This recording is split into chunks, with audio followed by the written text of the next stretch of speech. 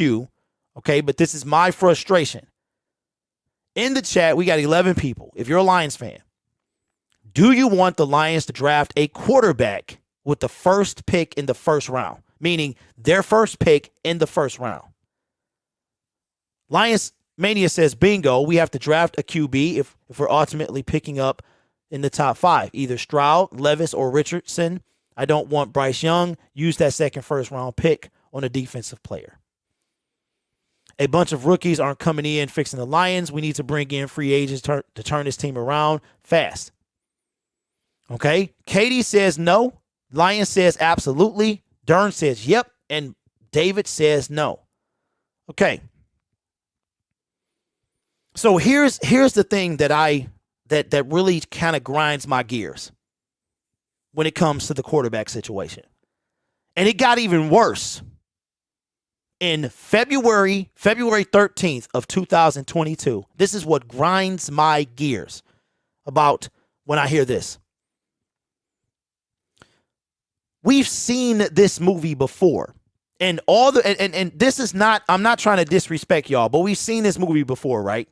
Now, I'm not saying it's not going to help. I'm not saying it is. What I'm saying is, how many times can you watch the same movie and expect a different outcome, right?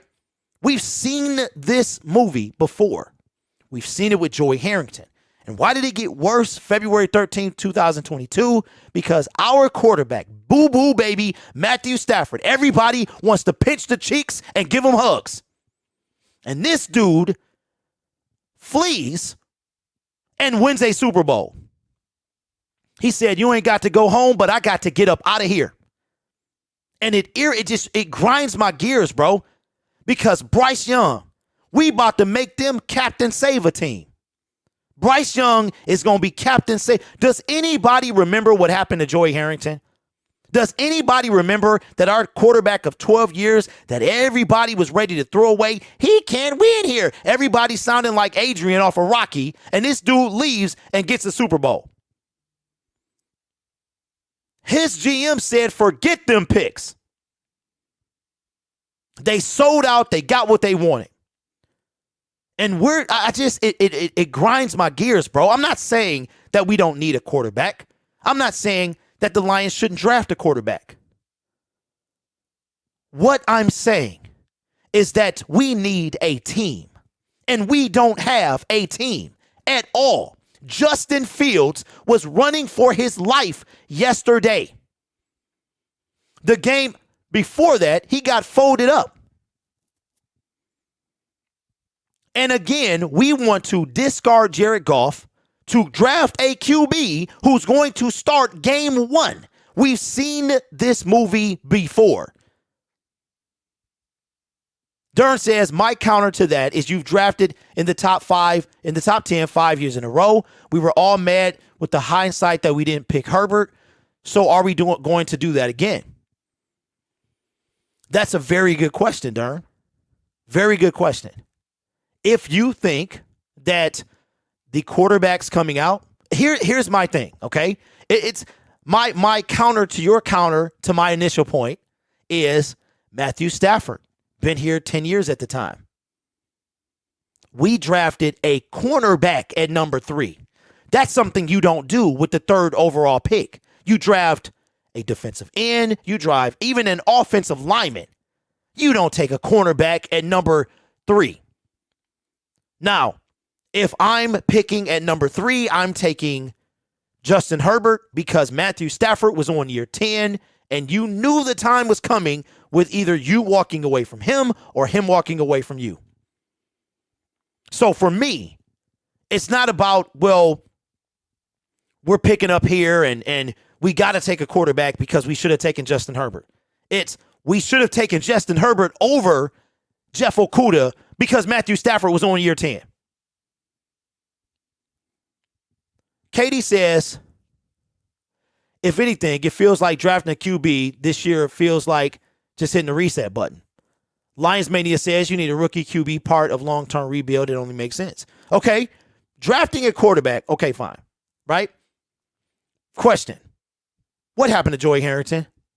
Tossed right in. Question. What happened to Matthew Stafford? Tossed right in. Who was our starting quarterback at the time? Was it Dante Culpepper or John Kitna? This guy came in 3 or 4 games in. What makes you think that the 2023 Detroit Lions are going to make this kid successful?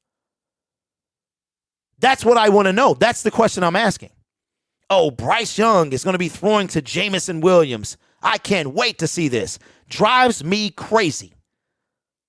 Ragging on the team is one thing, but ragging on them in the season is where I'm at. We got people on Twitter talking about the Bryce Young, Jameson Williams. It's going to be so good. We still in the season. If we pick in top 10 again, we got to get a rookie quarterback. We should have been got a quarterback. Why didn't we pick one last year? Why didn't we take a 3rd round? Everybody, I saw on Twitter last night that we should have got Bailey Zappi. What in the world are we doing here? It's hard to rebuild when you're paying Goff $30 million. Bryce Young only makes the offense more dynamic, especially with J-Mo O-line weapons. He actually can create playoff structure. Here's the thing, though, y'all. Y'all act like that Brad Holmes didn't know what he was doing when he traded for Jared Goff. He knew what he was doing. He knew. Do you know that 2020, Jared Goff's dead cap for the LA Rams was $94 million. Jared Goff walks through the door. We're ready to get rid of him. Oh, man, we can get rid of Jared Goff, blah, blah, blah. Do you know what his dead cap was for this year? $41 million. Our potential out is next year, and we still take a $10 million cap hit, right? I don't mind. Rookie quarterback, fine. Develop the guy. Let the guy sit. Let him sit. Don't throw him into the Lions. Don't turn him into, spoiler alert, if you haven't seen The Gray, now's your time. Don't throw him into the greatest fight he'll ever know, into the fray with a big old alpha wolf named the NFL team. And watch this guy get assassinated. We've seen this. I get it. I understand. But let the guy sit. If it were me, if the Lions think that they have their defense, that they can win games, and they know that Jared Goff is not it, draft a quarterback. Draft a quarterback. Let him sit. Have him ready. Jared Goff needs to be yank him. Jared Goff goes down, put the rookie in. It's not a lot of teams, y'all, that have a rookie quarterback that just come in balling. Joe Burrow, he got assassinated his rookie year. He was doing well, though. But look what happened, right? O-line, build the team.